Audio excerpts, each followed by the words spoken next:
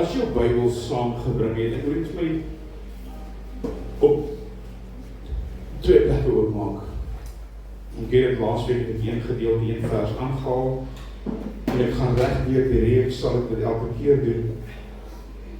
En ek gaan nou vanoggend iets anders doen, en dit sal 'n instelling word. Jy moet verstaan dat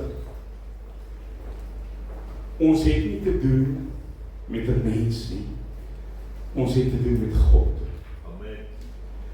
En hy is almagtig, en hy is heilig, en hy is werd om geaanbid te word.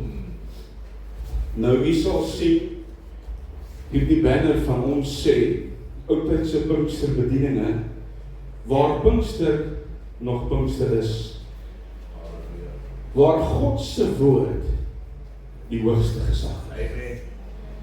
Nou ek wil vir u vra, ek gaan, en ek verstaan die ouers wat nie kan nie, maar die wat wel kan, ek vir u vra, wanneer ons die woord lees, dat ons uit respek vir God uit op ons voete sal staan.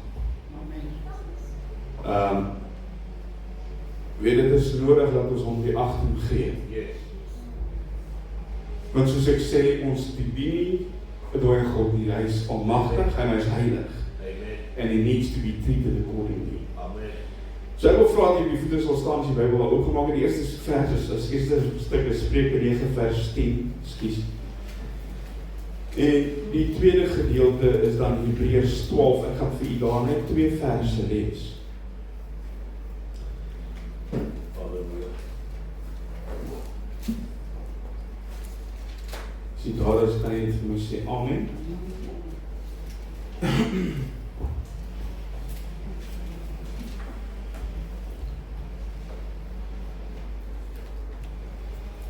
My hoofteks vir vanoggend gaan dan wees Spreuke 9 vers 10 wat sê die beginsel van die wysheid is die vrees van die Here. En kennis van die Heilige is verstand. Hebreërs 12 vers 28 en 29. Daarom omdat ons 'n onwankelbare koninkryk ontvang, laat ons dankbaar wees en so God wel behaaglik dien met eerbied en vrees. Halleluja. Want ons God is 'n verterende vuur. Amen. Tot sover toe, u kan die sitplek neem. Baie dankie.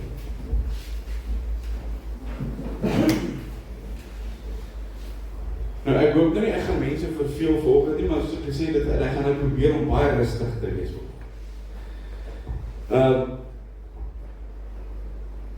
Jy moet verstaan dat wanneer ons praat rondom hierdie gedeelte, en hoekom die Here dit ons so sterk op my hart gelê het, is dat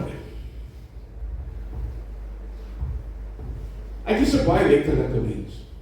En ek kyk, God is baie keer baie anders aan as mense. Maar ons moet verstaan dat hierdie woord is deur God deurgegee vir te leer, om ons te leer, te reg te wys, en om te onderwys, te bied in wat ons moet doen, hoe ons moet werk, hoe ons moet handel, en hoe ons moet wandel. Nou ek weet nie of jy kan onthou, 'n paar weke terug het ek gepraat, rondom die deurtog uit Egipte uit, en die trektog uit Egipte uit, en hoe ek daaruit vir u kon wys, wat die reddingsplan vir God vir ons is. En ek het vanoggend toe, terwyl ek hierdie goed alles bymekaar bring en saam sit,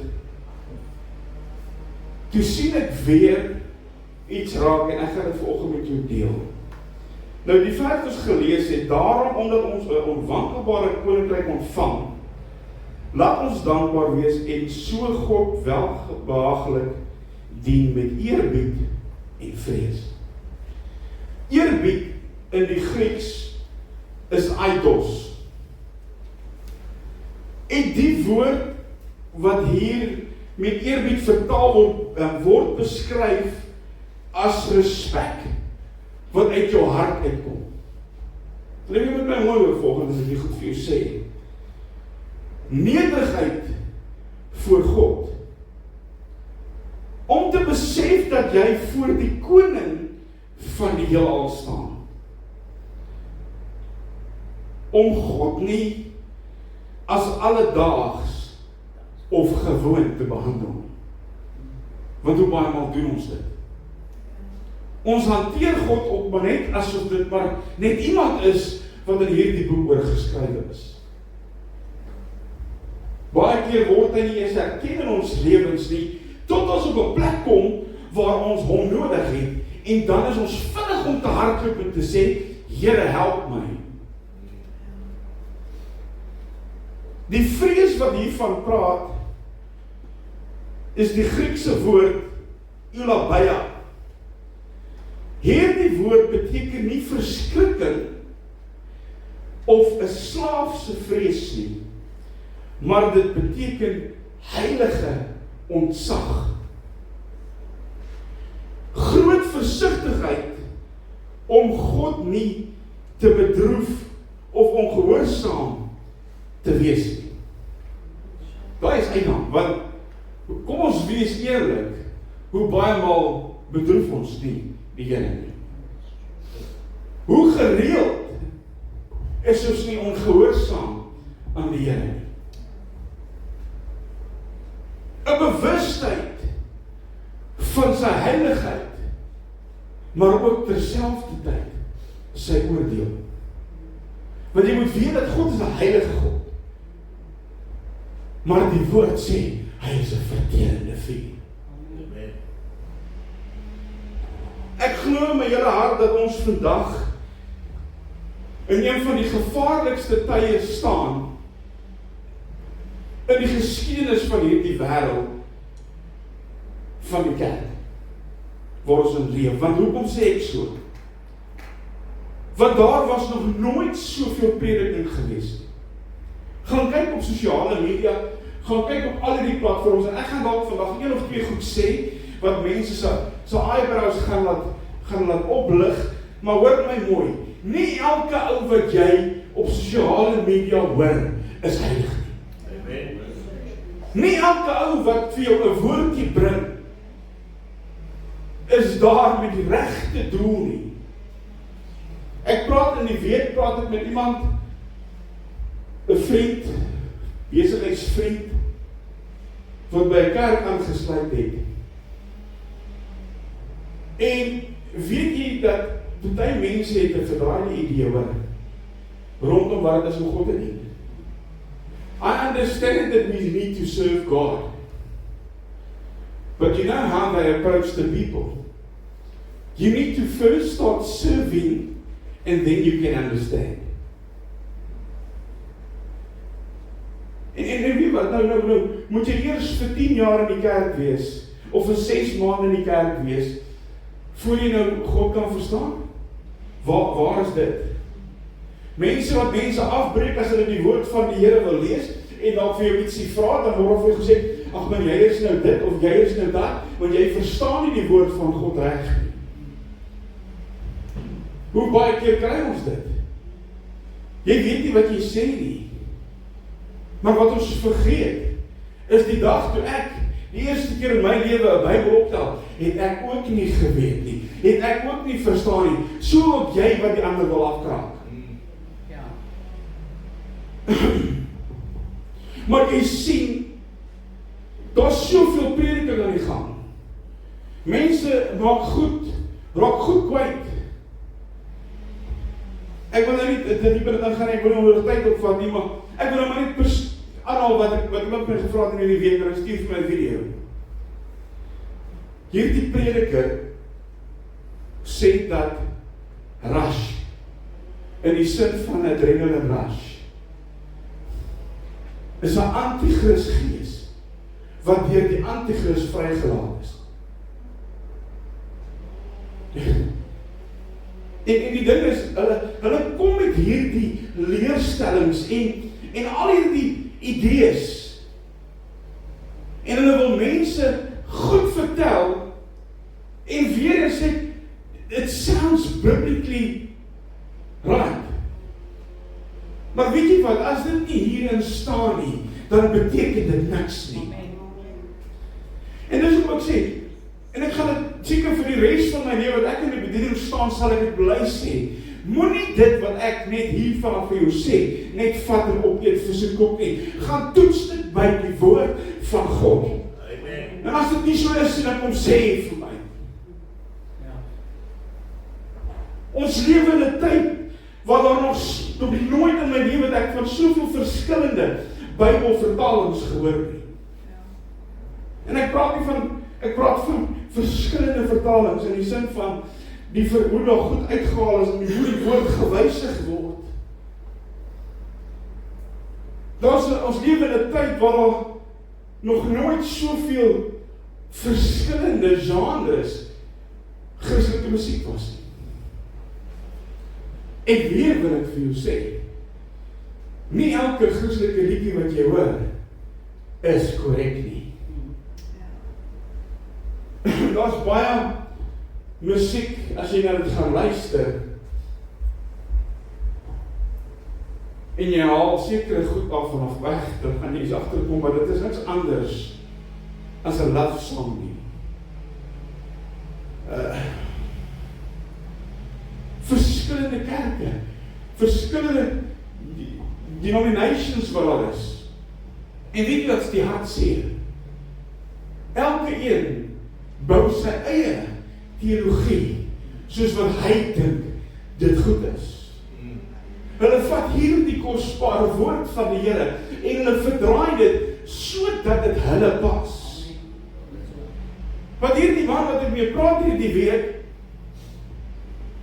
toe ek met hom begin praat, toe gaan dit, want hy het nou net by die plek aangesluit. En die eerste ding wat hulle vir hom sê is, jy moet jou sak oopmaak. Kan ons nie net eers die persoon by God kry nie? Voor ons nou wil, verstaan jy, want waaroor gaan dit? Maar dit is die probleem in die kerk vandag, want het gaan oor rand en oor sent en het gaan nie oor God en sy heiligheid nie. Daarom sê, want hier is die ding. As jy die vrees van God binne in jou het, gaan jy heeltemal anders opereer. Jy as individu en die een wat agter die preekstoel staan. Want dan gaan die siel belangriker wees as die note in die bank. Want dit is wat nou vandag die orde van die dag is. En deur al hierdie goed wat ek nou noem, is daar die ergste van alles, dat ons lewe in 'n tyd waar ek nog nooit so min vrees en agting vir God gesien het nie. Want jy sien, die tyd waarin ons lewe, is dit so maklik om oor God te praat. Maar hoe baie mense sit dit by die noem van Jesus se naam? Presies, die vyand doen. Die ou liedjie wat ek so lief is voor. Dit roer my siel wanneer ek dink aan Jesus. Kan ek vir jou vra, kind van God, gebeur iets in jou binneste wanneer jy na God roep, wanneer jy aan hom dink?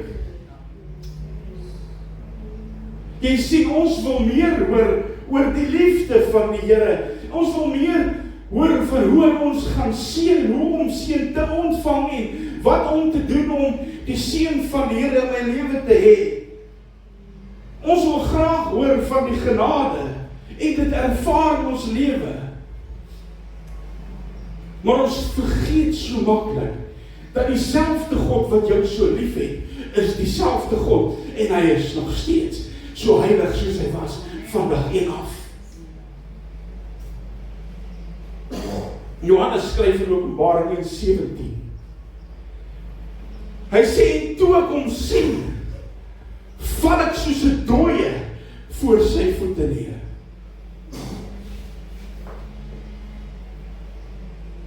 Nou vra ek, het jy al gekyk op mense by die kerk? Hoe stap mense in die teenwoordigheid van die Here in? Wat doen mense wanneer ons in die teenwoordigheid van die Here staan? Die mense wat nou al in die orkester gespeel het en op verhoor sit, wanneer daar gehoorship word, sal weet wat ek sê. Wat jy sien, partykeer gebeur, daar snaakse ding as jy hier voor staan. Ek het op 'n stadium met geroemde preker, dan wil jy nou ons gaan nou die Here aanbid, en ons sing we are standing and holding down, maar nou speel die seentjie met die karretjie, en hy wil die sitplek, en hy maak nou geraas, nou wil hy eers die kind stil maak, en dan wil hy aangaan. Ja. Jy sien, wanneer ons voor God staan, moet ons verstaan dat hy is heilig. Amen. In vers 15 en 16 van Johannes 1, is lees daar, hy sê, hy het oë soos 'n vuurvlam, voete soos gloeiende koper, 'n stem soos baie waters, 'n gesig wat skyn, soos die son in sy volle krag.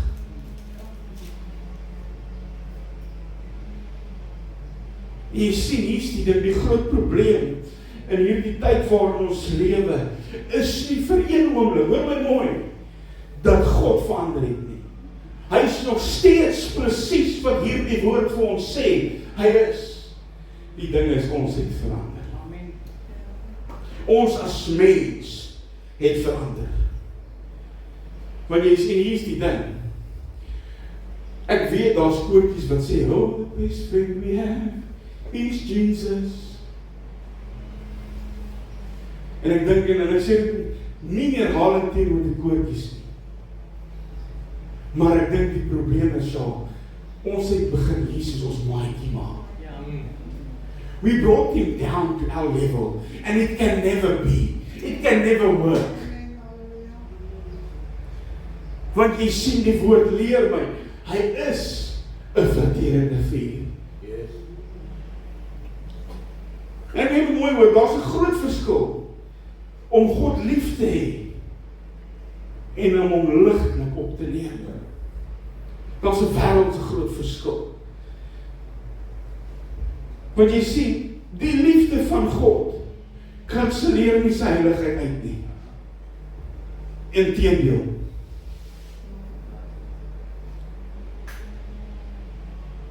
Hoe nader jy aan hom gaan kom,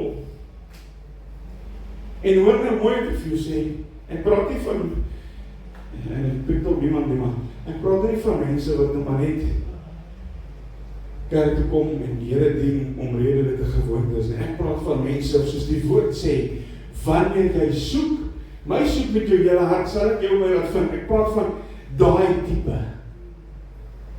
Wil ek vir jou sê, hoe nader jy aan God kom, hoe groter gaan jou eerbied word. Want hoe nader jy beweeg, hoe meer gaan jy sien, hoe groot hy is, hoe meer gaan jy sy heiligheid ervaar, en wat jy tot voor hom tot stand gaan jy verstaan, as ek vir jou sê, jy gaan ook soos Johannes, soos 'n dooie in die slaan, weens die heiligheid van God. Want weet jy wat? Hy verdien net jou en my beste. Hoor my mooi, hy verdien net jou en my beste, die heel beste, nie die bietjie, die heel beste.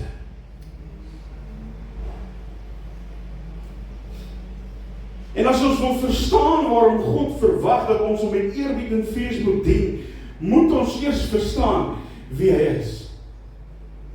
Want soos ek vir jou sê, hy is nie maar net jou maatjie nie. Hy is nie net 'n God van liefde nie. Hy is nie net 'n God van genade nie. Hy is nie net 'n God wat vergewe nie. Hy is heilig. Van Genesis tot in Openbaring word sy heiligheid nooit verminder. Glad nie. Dit word nie verminder nie.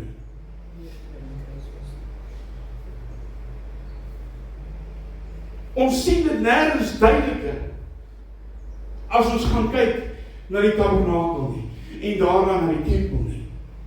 En dit is waar ons vandag grootendeels gaan praat, is rondom die tabernakel en rondom die tempel, wat ek wil hê jy moet, daar spesifieke goed wat ek wil hê jy moet mooi na opsien vandag. Toe God vir Moses 'n opdrag gegee het om die tabernakel te bou, het hy nie vir hom gesê, bou vir my 'n tabernakel soos jy dink goed is nie, soos jy wil nie. Weet jy hoekom nie? Want as hy dit sou doen, sou dit inteendeel bewys het dat ek en jy God kan dien soos ek wil, wanneer ek wil. Maar God het nie. God het voorskrifte gegee vir die bou van dit. God het elke detail voorgeskryf. Hy het bepaal hoe lank die tempel moet wees. Hy het bepaal hoe breed hy moet wees. Hy het bepaal wat sy hout moet gebruik word, wat sy metale moet gebruik word, wat sy klere gebruik moet word. Hy het tot bepaal, nou kan ek nog weer, seker maar ding sien, hoe die priesters moet aantrek.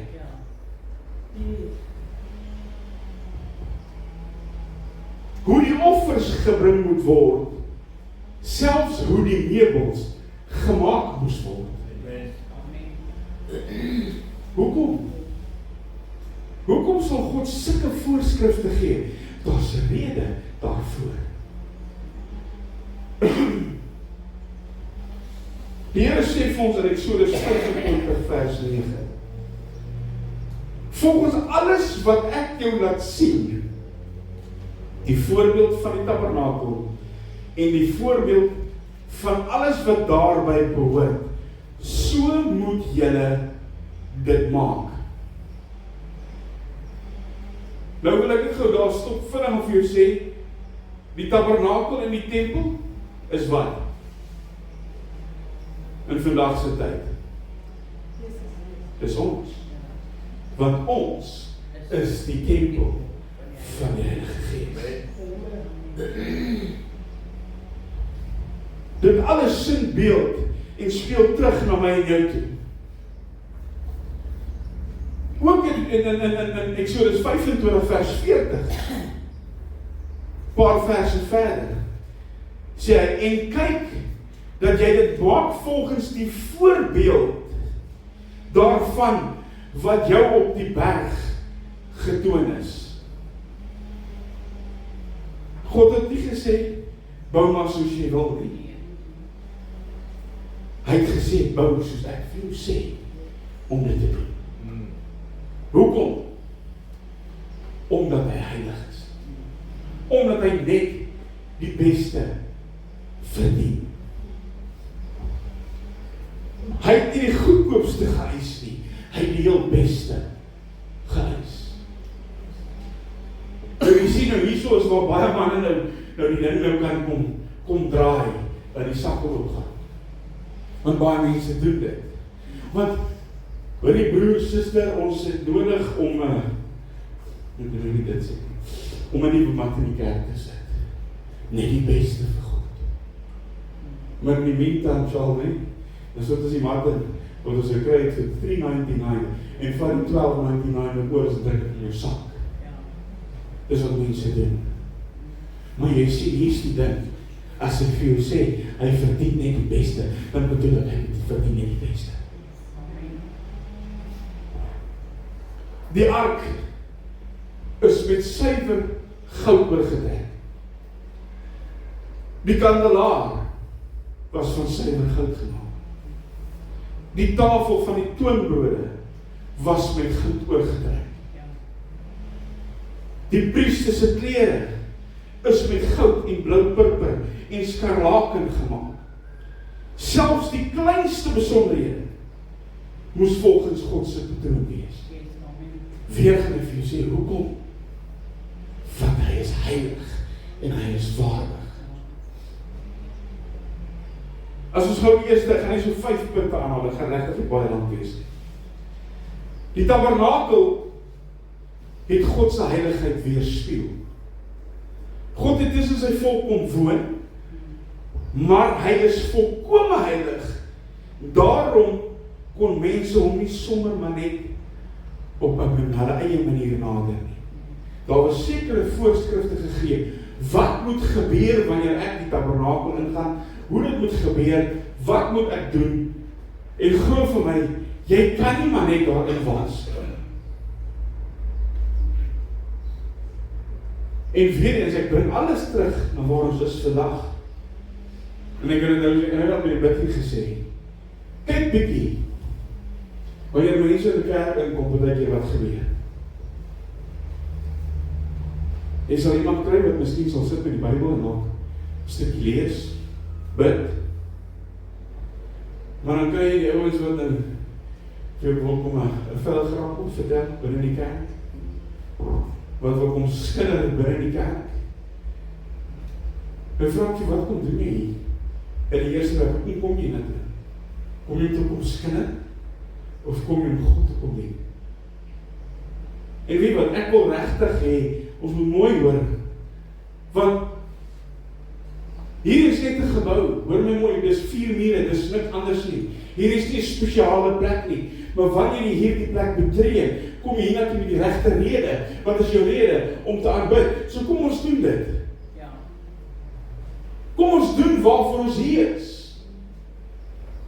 Maar nou wil ons praat oor Christus rugby game en ons wil gesels oor die buurtannie en die buuroom en al die lekker dinge.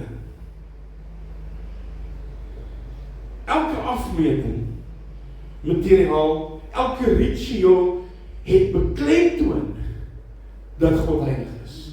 Die uiteensetting en die instruksies dui alles terug na hoekom moet ons dit doen? Want hy is almagtig, want hy is heilig.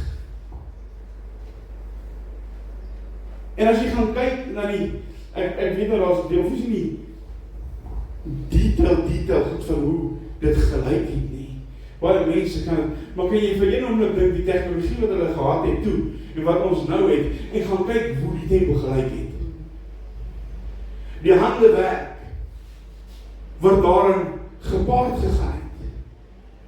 Die houtsneewerk, om die goud te bewerk en te kaap en wat ook al jy moes doen, was in perfeksie gedoen. Hoekom? Want dit was met oorgawe gedoen. Nou vra ek vir jou kind van God, wanneer ons na die huis van die Here toe kom en ons vir God iets doen, hoekom wil ons dit halfhartig doen? Kan ek jou sê hoekom? Want ons het nie meer die vrees van God in ons nie. Ons het nie meer die agting vir God wat ons veronderstel is om te hê nie. Die tabernakel was 'n hemelse patroon. Eksodus 25:29 lees, hy sê, maak dit volgens die voorbeeld wat aan jou op die berg getoon was. Met ander woorde, die tabernakel was nie Moses se ontwerp nie. Dit was God se ontwerp. Jy sien Hebreërs 8 vers 5 vertel vir ons dat die aardse tabernakel 'n afbeeldsel en skaduwee van die hemelse werklikheid was. Wow. It was a blueprint of what's there. Want weet jy wat? Toe die tabernakel gebou is, wat het gebeur? Toe dit klaar was, toe dit aanvaarbaar was vir hom. Ek het laas net gesê, wat het gebeur? Die tabernakel was daar, hoekom? Sodat God by sy kinders kon woon. Nou ek en jy kind van God is 'n tempel van die Heilige Gees. Het jy al gekyk hoe hanteer ons onsself? How we handle ourselves?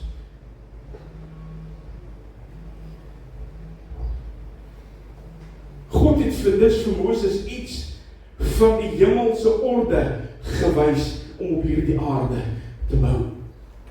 Wat 'n voorreg moes dit nie gewees het. Ek dink dit moet seker iets besonders wees om so iets te kan sien. Die tabernakel was veel meer as net 'n tent. Dit was 'n goddelike profesie in hout, in goud en in stof, waar elke deel daarvan terugverwys na Jesus Christus toe. Ek wil dit vir jou wys.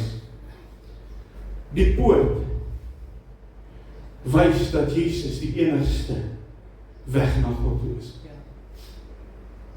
Die brandofferaltaar wys op Jesus se offer aan die kruis. Die waskom is die reiniging. Die goue kandelaar wys na die lig van hierdie wêreld. Die toonbrode wys na die brood van die lewe. Die reukofferaltaar beeld gebed en voorbereiding. Die verbondsark en die versoendeksel wys op God se genade en Christus se versoeningswerk. Dis nie maar net nie. Die instruksie was nie maar net gegee sodat die Here daarin kon woon nie. Nee, dit is 'n tentoonstelling van iets. Die instruksies was gegee vierdens, hoekom? Om gehoorsaamheid te leer.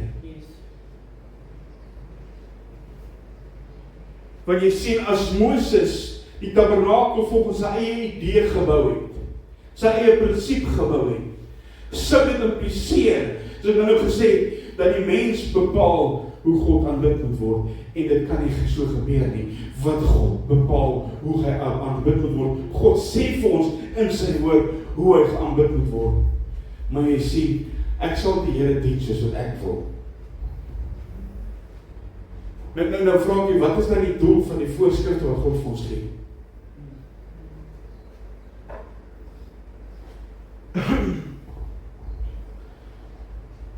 God het hier gewys dat hy self bepaal hoe hy genader moet word.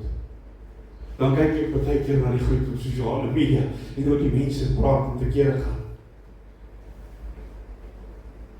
Ek kyk in die weer, my vrou het ook gewys hierdie, julle het ook al seker gesien op sosiale media, 'n kerk in Witbank wat duisende mense verlei. Maar jy sien, want hier is die groot probleem met dit. Dis omrede mense opinies en mense se idees in mense se koppe ingeprent word om hulle te dien en hoe dit moet werk, want dit is wat hulle sê. Want weet jy wat? Die mens, die kerk, en ek is jammer as dit nou nie met jou is wie ek praat nie, maar nie dat ek persoonlik vat nie. Die woord leer my dat my mense gaan ten gronde hoekom? Wees die gebrek aan kennis, want hulle kom sit in die kerk, hulle vertrou die man agter die kansel, wat seker in 'n mate reg is, maar wie wat, gaan toets dit nie by, maar hulle wil dit nie doen nie. Nou kom hulle daar, en kom daar, haal hulle die mense daar uit en nou kom staan nie voor. Nou ek weet nie of julle al ooit iewers die woord gesien het, dat God vir my en jou sing nie. Die vrou maak 'n stelling en sy sê, God is singing over you, pastor. The next minute, God is roaring over him. What are they doing? Who are they exalting? God? No, it's all about the man. It's all about the man. Nou kry hulle die mense in die gang, daar is iemand, weet nie hoekom jy dit doen nie, maar elke nou en dan word vir hom gesê, roar for me, dan brul hy nou, en sy roep die ouwe nou, terwyl sy nou die ou roep sy ander antie wat nou gaan kom profeteer oor die pastoor. Nou begin daai man daar agter in die kerk brul soos ek weet nie wat nie. As dit ek was in my kerk het ek die deur afgehard toe. Want dit is waar in jou lewe. En nou word die vroukie, jy moet nou jou ding doen. Nou begin sy hier met hierdie pastoor oor hom profeteer, maar as dit verkeerd is, sal ek om verskoning vra, maar het klink soos 'n gechant van 'n heks. En dan die pastoor sê, I can sense the Holy Spirit over her. We all must salute the pastor en die hele congregation moet so staan. Waar in jou lewe? En die beste van alles, so they got everybody to roll. Die woord leer ons in 1 Korintiërs, God is 'n God van orde. Amen. Waar kom hierdie mense aan die goed? Maar jy sien, ons wil die mannetjie op die troon sit, want die pastoor moet gesien word. Weet wat die pastoor is niks man, as God in sy lewe is nie. Amen. Jy sien, mense bring goed in God se huis in, en hulle verwag God se seën moet daarop wees. Dit werk nie so nie, want God het voorskrifte gegee in sy woord, oor hoe dit moet wees, wat dit moet wees, wat moet gebeur. Ons gaan volgende week kyk na hierdie twee, Nadab en Abihu, in Levitikus 10, wat vreemde vuure ingebring het. Wat het geword van hulle? Want hoor my mooi kind van God, God is heilig. God laat nie met hom speel nie. God laat nie met hom bespot nie. Maar jy sien die wêreld en sosiale media het hulle eie vooropgestelde idees oor wat dit sê. En ek wil vanoggend sê, kerk, kom terug by die woord van God uit. Want as jy nie verstaan hoe veronderstel is om te wees. Halleluja. Jy sien, wanneer jy iets in God se huis inbring wat hy nie beveel het nie, kan ek vir jou nou sê, jy gaan die kotste intrek. Want jy sien, ons verstaan nie hoe heilig God is nie.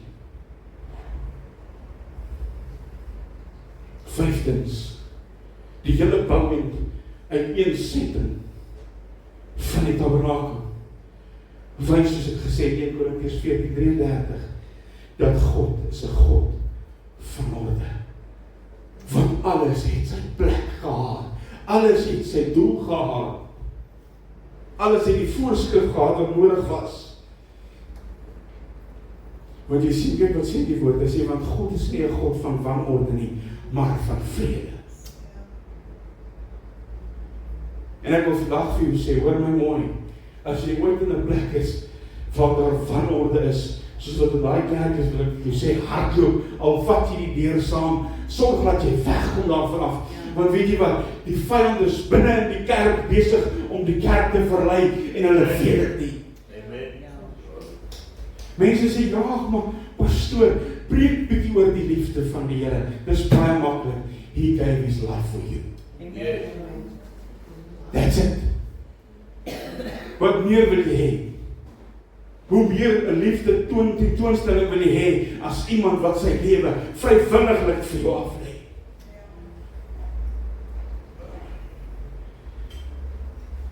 Die tabernakel was nie toevallig ontwerp nie. Dit het God se orde, wysheid en volmaaktheid geweerspieël. Jy sien,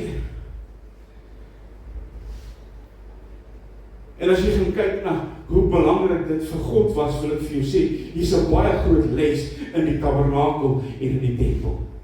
Vir jou en vir my opgesluit. Want jy sien, ek en jy is vandag die tempel.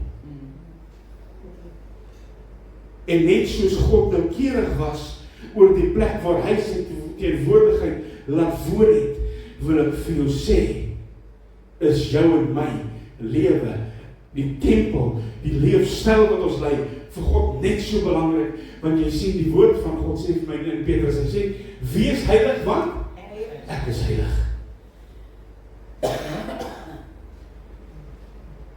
En as ons kan verstaan dat God heilig is, sal ons verstaan dat niks onheilig, niks slordig, niks halfhartig die heiligheid van God kan verteenwoordig nie.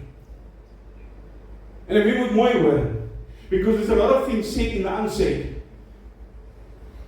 Want jy sien, wanneer ons Here sê, hy soek manne en vroue wat hom nou in gees en in waarheid sal aanbid. Nou wil ek vir jou vra, kind van God, as jy die Here halfhartig dien, doen jy dit in volheid en in waarheid?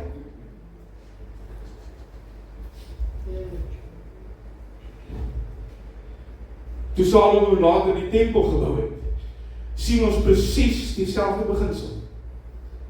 Die beste seerhoudheid, liewe man. Die beste klip, die beste vakmanne. Onbeskryflik onbeskryflike hoeveelhede goud. Weet jy dat terwyl hulle die stene moes hulle sê, "Sjoe, ek weet nie hoe dit gedoen het." As jy gaan kyk na die hele setup rondom dit, hulle het die stene daar agter gekap. Hulle het in stilte gebou. Uit respek vir God.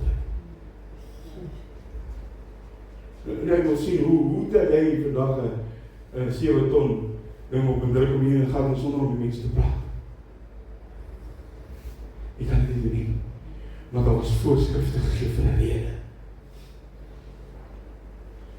En al hierdie goud en al hierdie silwer was nie gewees om weer goud God nodig het nie. Nee. Omdat hy waardig is van absoluut die beste.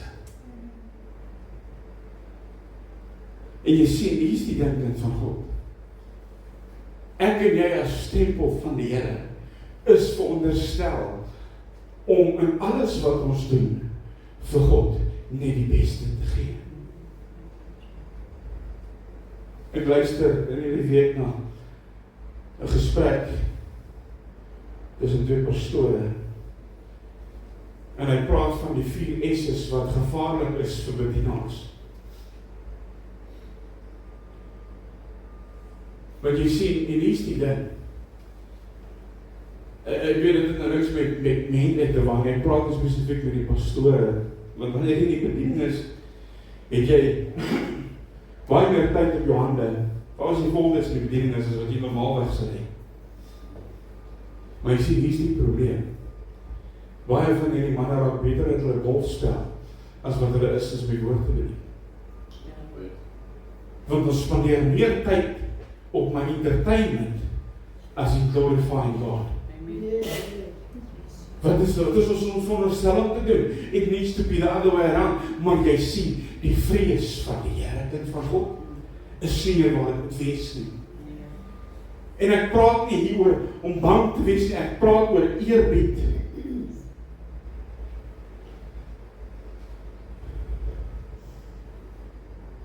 En jy sien, hier is die mooi ding. Toe die tempel gebou is, toe hy klaar is, volgens die spesifikasie wat God deurgegee het, toe gebeur daar iets besonders. 2 Kronieke 5 vers 13. Hy sê nie, toe die trompetblasers en die sangers almal saam eenstemmig begin om die Here te prys en te loof. En net toe hulle die stem verhef met die trompette en met die simbale en met die musiekinstrumente en met loof die Here, want hy is goed, want sy goedtierenheid is tot in ewigheid, is die huis van die Here vervul met 'n wolk van die heerlikheid van God. Amen. Kan ek jou sê hoekom? En deur wil ek vir jou sê met 'n mooi luister. Hoekom? Omdat God se woord gehoorsaam is. Omdat God se voorskrifte geëerbiedig was. Omdat God se heiligheid ernstig opgeneem was. Wat wil ek vir jou sê? Try and do that by yourself. Start doing that in your life. And see what's going to happen. Things are going to start changing. Want hoe jy aan God gaan begin beweeg, hoe groter gaan die heerlikheid word. Wanneer God begin manifesteer in jou lewe, begin dinge verander. En hier is die ding.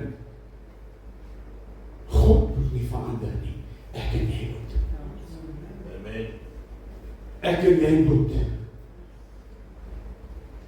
God het nog nooit verander nie. En ek wil vandag vir jou sê, hoe ernstig hy was oor die tempel en oor die tabernakel, wil ek vir jou sê, hy is net so ernstig oor jou en my heiligheid. And how we approach him. Want jy sê, kyk wat sê 1 Korintiërs 3:16. Weet julle nie, dat julle 'n tempel van God is en die Gees van God in julle woon nie. En weer in 1 Korintiërs 6:19, of weet julle nie dat julle liggame 'n tempel is van die Heilige Gees wat in julle is nie. Nou hier is die ding. Dus ek sê, ons gaan volgende week verder oor daai 2 manne gesels. Maar as God nie 'n vreemde vuur op sy altaar toelaat nie, hoe nog te meer in jou en my lewe?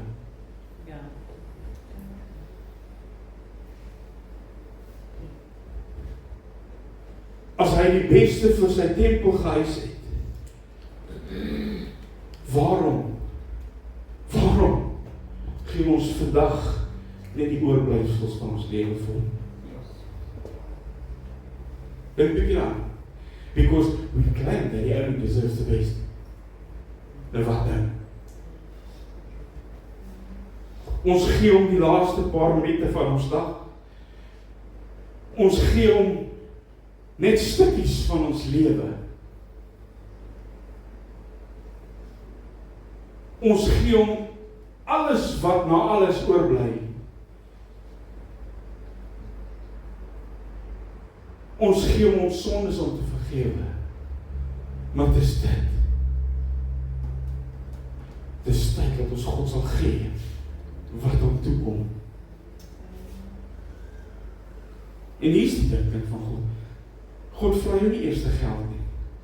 Nee. En dit is wat ek jou sê. Mense wil mense kom. Hoor my mooi, nee. Ek wil nie oor geld praat nie, ek hou nie daarvan nie. Maar hier is die ding. As jy God se vrees in jou lewe het, en jy doen wat God van jou verwag, en jy lewe die lewe wat jy moet lewe, gaan jy doen wat jy moet doen, rondom die finansiële kant van jou. Dit is ongelukkig so.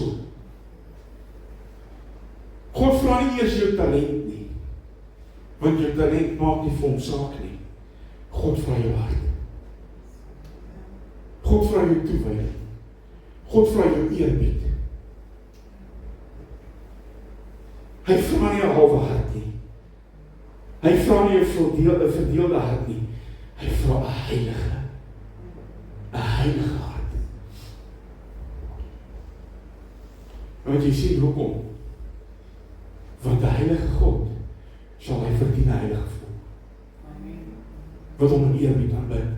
Wat hom in opregtheid met hom soek en hom roep. En miskien is dit presies waar die vrees van die Here verdwyn het. Want ons het begin dink dat God sal maar net enigiets aanvaar. He'll be happy with the scraps. Dat is so nie. Hy wil jou alles sê.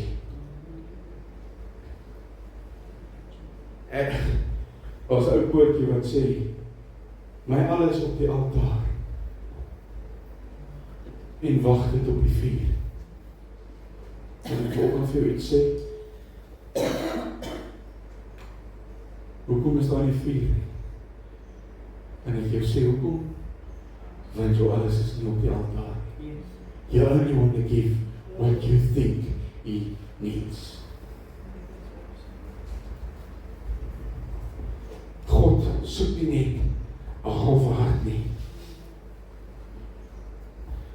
Hy aanvaar nie kompromieë nie. Want hy is heilig. En ek sluit af met dit, dankie bron. 1 Petrus 1:15. Ons sal volgende week sal ons verder gaan. En dan gaan ons begin praat van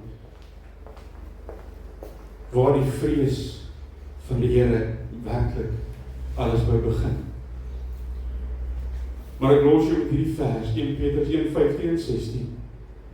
Maar soos hy wat julle geroep het, heilig is, moet julle ook in julle lewenswandel heilig word.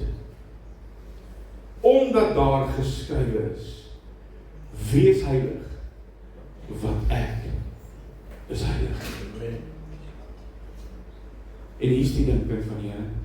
Die vrees van die Here begin wanneer ons weer sy heiligheid sien en erken vir wie hy is. Amen. Kom ons staan.